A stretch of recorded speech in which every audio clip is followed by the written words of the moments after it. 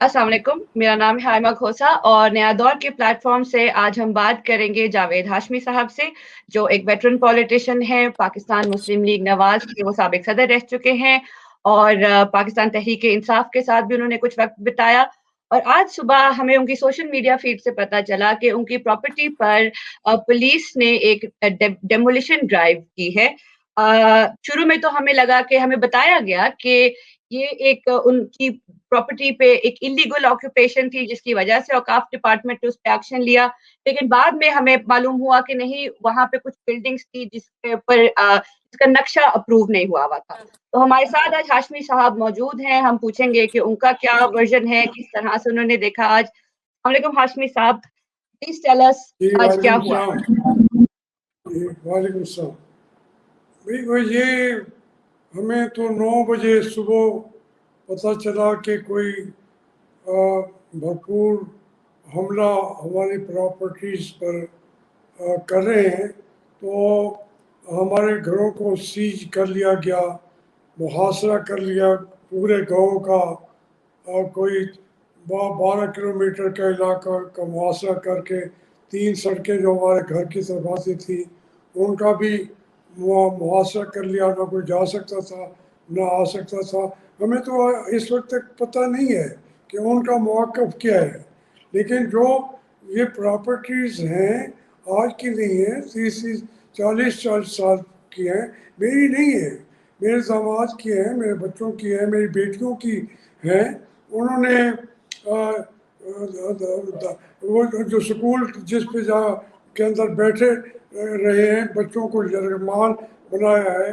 School के college के nobles college के मुलाजमीन को जिस तरह यरगमाल बनाया है, उनके टेलीफोन छीन लिए। फिर मेरा भतीजा है, दामाद है बार हाशमी, जब वो उनसे पूछने गया तो उन्होंने उनके साथ भी बदतमीज़ी की और वो उसको पूरा तरीके से डिमॉलिश करके उसको रेज टू द ग्राउंड। इस तरीके से वहाँ पे इनके रिहायशी कमरे भी थे, मेरी बेटी के मैमूना के भी, बाहर के भी थे। और वो रिहायशी कमरे भी उन्होंने कोई चार दीवारी का ख्याल नहीं किया। यहाँ मेरे घर के बाहर आके खड़े हो गए तो मैंने कहा भाई अगर मुझे गिरफ्तार करने आए मैं हाजिर हूँ, अगर घर को गिराना चाहते हो तो गिरा लें। तो इस तरह का एक सूरत हाल है जिसके में कोई हमें अभी तक कोई उन्होंने रीज़न नहीं दी। आप बता रहे हैं कि वो कहते हैं नक्शे का मसला है, अगर होता तो कभी उसका किसी को नोटिस तो देता है ना। कोई जिक्र मैं नहीं, यही कोई बात नहीं। यही मैं कोई आपसे जानना एक चाह रही थी सर कि कोई उन्होंने इंटीमेट किया आपको इससे पहले कोई कॉन्टेक्स्ट, कोई वार्निंग, कोई नोटिस जिससे पता चले नहीं कि नहीं कोई नहीं, इश्यू बिल्कुल कोई नहीं, बिल्कुल कोई नहीं।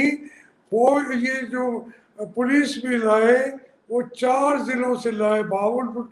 बहावलपुर की पुलिस थी, मुजफ्फरगढ़ की पुलिस थी, मुल्तान की पुलिस थी, खानेवाल की पुलिस थी।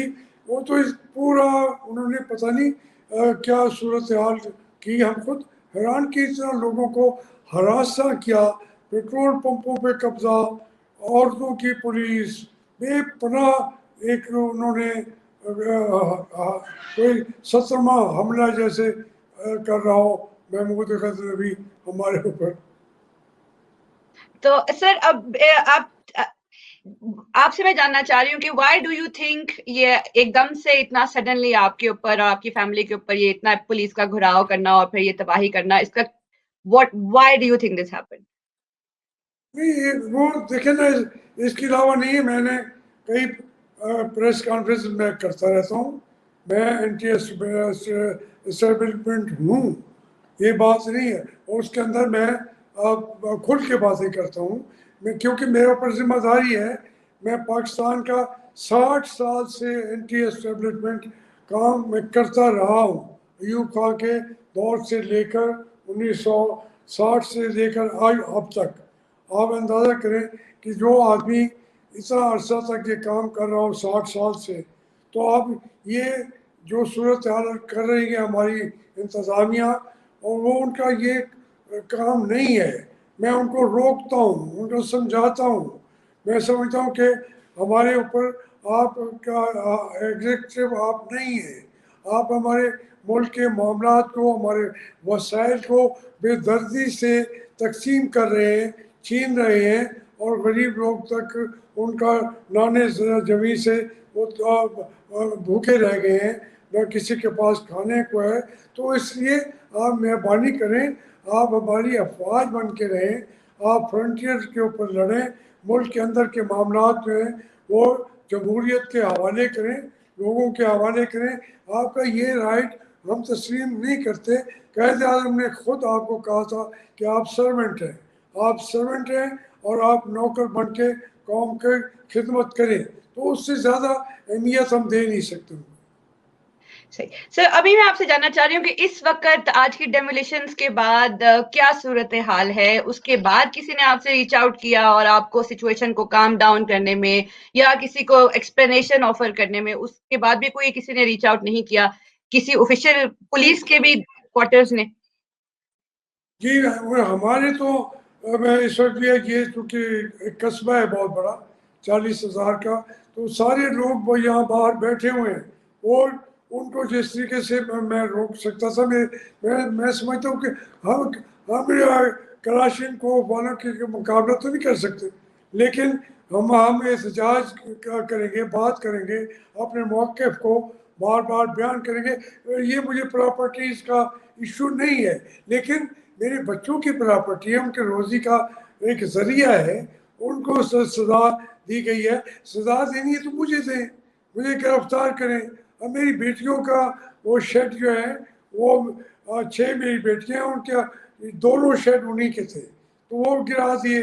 फिर ये मेरे दामाद का था, यहाँ गिरा दिया। स्कूल जो है मेमुना हाशमी का है, उसको कब्जा कर लिया।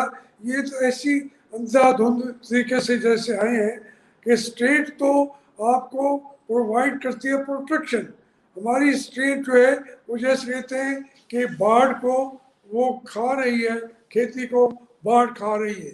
ये ऐसी बाढ़ है जो अपनी खेती को खा जाती है, हमारे बच्चे जो हैं वो महरूम होते हैं। और ये मेरे साथ नहीं हो रहा, मैं तो इसके लिए तैयार हूँ, लेकिन पूरे कौम के साथ ये हो रहा है और हम रहने उनको ये बात करने नहीं देंगे। हम एक सराफ राय करेंगे, हम सिविल सोसाइटी को ज़्यादा से ज़्यादा ऑर्गेनाइज करेंगे और इस मुल्क को सिविल सोसाइटी का मुल्क बनाकर दम लेंगे।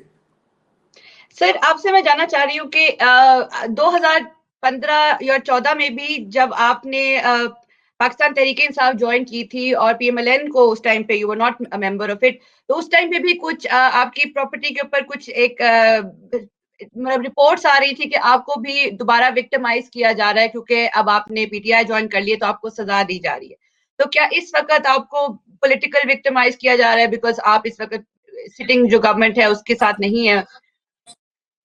देखिए, जो हमारी गवर्नमेंट्स होती है ना, वो ग्राउंड रियलिटीज़ को नहीं जानती। मेरा घर गिरा दिया था परवेज़ मुशर्रफ साहब के दिनों में जो कैंट के अंदर था मेरा घर, वो जाके उन्होंने बुलडोज़र लगा के मेरे सामने उसको गिरा दिया। मुझे हर हुकूमत ने जेल में ज़रूर डाला है और इसी तरीके से वो जो एक ज़रूरी यूनिवर्सिटी के लिए ज़मीन हम लेना चाहते थे, उसकी बजाय मियाँ शहबाज शरीफ को मिसगाइड किया गया, उन्होंने हमसे छीन ली। लेकिन जब उनको समझाया गया तो उन्होंने मुझसे एग्री किया और ज़रूरी यूनिवर्सिटी का नोटिफिकेशन जारी कर दिया। फिर जब उसके बाद काफ की हुकूमत आ गई, उसके बाद ये अब इमरान साहब की हुकूमत आ गई, वो ज़रूरी यूनिवर्सिटी की तो एक तरफ रही, हमारी जो ज़ाती ज़मीनें हैं अब उस पर भी वो कब्जा करने के लिए आ रहे हैं। सही। सर लास्ट क्वेश्चन मेरा आपसे कि इस वक़्त ऑपोज़िशन जमातों ने आपको के साथ आपको रीच आउट किया, उनकी तरफ से आपको कोई सपोर्ट मिला इस सिचुएशन के दौरान?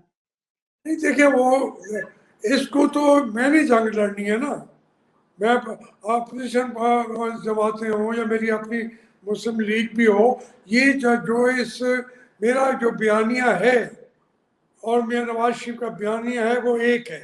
मैं उसके लिए जंग लड़नी है, उसके लिए मैं जो रास्ता अख्तियार करता हूँ शायद वो पार्टियाँ कर भी ना सकती हों। मेरी अपनी एक हैसियत है और पॉलिटिकल हैसियत है इस मुल्क के अंदर।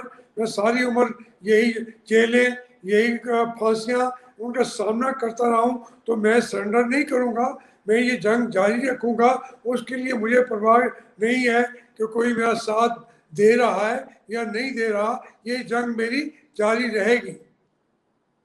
शुक्रिया हाशमी साहब। Thank you so much for watching our show today. Allah Hafiz.